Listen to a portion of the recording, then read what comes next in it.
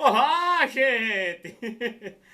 Hoje nesse quadro, Palavras que Salvam. Falar para você a respeito do pecado. Gente, o pecado, a gente carrega ele nas nossas costas, achando que não está pesando, mas na realidade é um fardo muito grande, muito pesado. Olha bem, eu não sei aqui quais são os pecados que você precisa deixar eles para trás, para continuar uma vida nova, né? Mas sejam quais forem ou quantos forem, o que importa é que você precisa viver de maneira leve.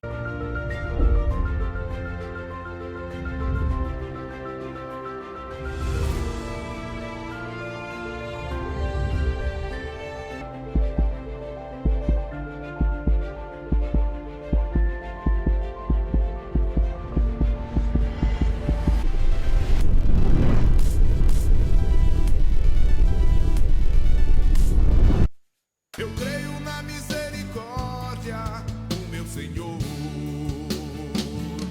Se sou fiel no pouco, Ele me confiará mais. Se sou fiel no pouco. Então olha aí, gente, você vendo este vídeo, você vai estar nos ajudando a concluir essa obra de construção, que nós vamos estar prestando um serviço social muito grande à sociedade. Se inscreva no canal, veja o vídeo completo, deixa o seu like aqui, tá certo? Hashtag tamo junto, gente, foi boa! Falar pra você hoje deste tema, pecado. Você que não viu ainda os vídeos anteriores, vai lá, a respeito da palavra de Deus, a respeito do amor de Deus. E agora eu falo para você a respeito do pecado. Então, gente, no início da criação, o autor sagrado usa um sentido figurado para falar a respeito de como o pecado entrou no mundo. Então, no livro do Gênesis, no capítulo 3, no versículo de 1 seguintes, vai falar a respeito do pecado original. Os pecados dos nossos pais, o pecado de Adão e Eva.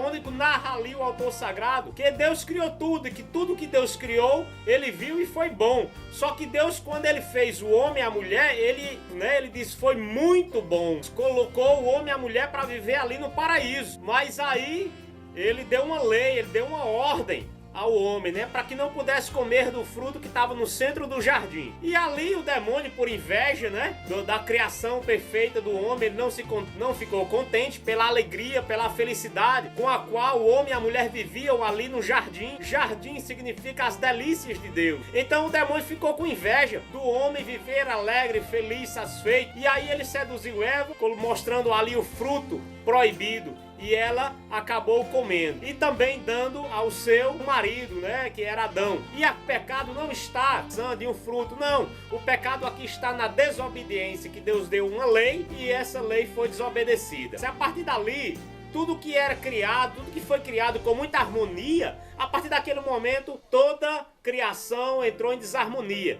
Como é que você sabe disso, Ronaldo? Ora, é simples, leia as palavras que salvam. Depois daquele episódio, o homem e a mulher se esconderam. Se esconderam de quê, Ronaldo? Da presença de Deus. E aí diz a palavra que no finalzinho da tarde, lá vem Deus para se comunicar com o homem, a criação perfeita dele. E o homem estava escondido. De repente Deus chama. E aí Adão se apresenta. Diz, por que você está se escondendo de mim? Primeiro ponto, uma das coisas que quando nós estamos em desobediência, a primeira coisa que a gente faz, gente, é se afastar de Deus. É se esconder de Deus. Então esse é um pecado complicadíssimo, se afastar de Deus. E aí o homem diz, não, nós estávamos nus. Ora, e quem foi que disse que você estava nu? Não, a mulher que você me deu do fruto e eu comi. E lá veio a mulher e aí ele disse, aí, qual foi? Qual foi aí ela? Ele disse, não, eu comi o fruto que a serpente me deu. E lá entra também a serpente, no jogo da história. Olha a confusão. A coisa começou a complicar aí. Um começou a colocar a culpa no outro. Então o homem foi criado, viver em harmonia consigo mesmo, eles começam a colocar a culpa no outro. Gravidade do pecado. A partir daquele momento acontece uma série de coisas em torno da criação. O homem não precisava trabalhar, comia ali das delícias do jardim de Deus. Deus fala para ele o seguinte, olha, a partir de hoje você vai ter que, suar, você vai ter que quebrar aí a madeira, vai ter que furar a terra, ela agora vai produzir, mas você que vai ter que trabalhar. E você, mulher, olha, e daqui por diante você vai sofrer dores no parto. Então, subentende-se que até então não existia essa dor. Por fim, chega para a serpente e diz: olha, porque você fez isso, rastejarás e comerás o pó da terra. E daquele momento em diante diz a palavra que eles foram expulsos do paraíso, foram expulsos das delícias de Deus, foram expulsos da presença de Deus. Até então Deus se comunicava com o homem assim de maneira abertamente, nos narra o autor sagrado. E a partir daquele momento não, o homem era que tinha que buscar a Deus. Por isso que ali a gente já vê uma desarmonia muito grande na relação humana, desarmonia na criação, desarmonia com toda a natureza. Então, gente, olha bem, na carta de São Paulo aos Romanos, no capítulo 6 e no versículo 23, vai dizer o seguinte, que o salário do pecado é a morte. Significa dizer que tudo aquilo que eu faço como forma de desobediência à natureza, ao meu corpo, à relação humana, tudo isso gera morte na minha vida. Mas em Romanos também, no capítulo 5 e no versículo 20, vai dizer que aonde abundou o pecado, superabundou a graça de Deus. Significa dizer que, por mais pecado uma pessoa possa cometer na vida, uma vez que ela se arrepende, que tem uma experiência com o amor de Deus, trazendo o plano de amor e salvação que Deus tem para ela, então, e vai começar a atuar a graça de Deus de maneira muito abundante. O que é o pecado, Rony, então? É uma ação contrária à vontade de Deus. E cria-se uma barreira, cria-se um bloqueio. Quando eu estou em pecado, o que acontece comigo é o seguinte: eu vou levantando uma parede. A ação de Deus vem sobre minha vida, ela não chega até mim. E ela bate nessa parede, que significa pecado, e volta. É como, por exemplo, um guarda-chuva. Uma pessoa que sai ali na chuva, abre um guarda-chuva, e aí a água está batendo ali e tal, mas não bate naquela pessoa, que ela está protegida ali daquele guarda-chuva. Então a ação de Deus é dessa forma. A ação de Deus vem sobre nossa vida, mas nós estamos com o guarda-chuva do pecado aberto, e aí nós não somos atingidos por ela. E aí, meu irmão, minha irmã, todos nós cometemos pecado na vida. Não existe essa pessoa, não, eu não tenho pecado não, eu sou, né, oxê, bota uma auréolazinha aí já e já morra logo de uma vez, já pro céu. Na primeira carta de São João, no capítulo 1, no versículo de 8 a 10, diz assim: se dizemos que não temos pecado, enganamos a nós mesmos e a verdade não está em nós. Uma resposta muito concreta para aquela pessoa que diz que não tem pecado, que acha que tudo é natural. No livro do Eclesiástico, no capítulo 21 e no versículo 2 diz assim: ensina sobre a fuga do pecado. E aí eu quero ilustrar aqui para você rapidamente uma historinha de Santo Agostinho, que uma vez que ele se converteu, e olha que Santo Agostinho foi um cara depravadíssimo. Um determinado dia ele estava ali numa igreja rezando, ajoelhado ali, fazendo sua oração, e lá na porta da igreja passa uma prostituta. Quando essa prostituta passa, olha para dentro da igreja e vê quem? Agostinho, e reconhece ele. Ela entra na igreja e começa a chamá-lo. Ela diz: Agostinho, Agostinho. E aí Agostinho, que estava lá, de repente ele abre o olho, reconhece aquela voz, e aquela voz continua: Agostinho. Cada vez mais próximo dele. Agostinho se levanta e corre, e a prostituta corre atrás dele. Ele correndo e a prostituta correndo atrás dele.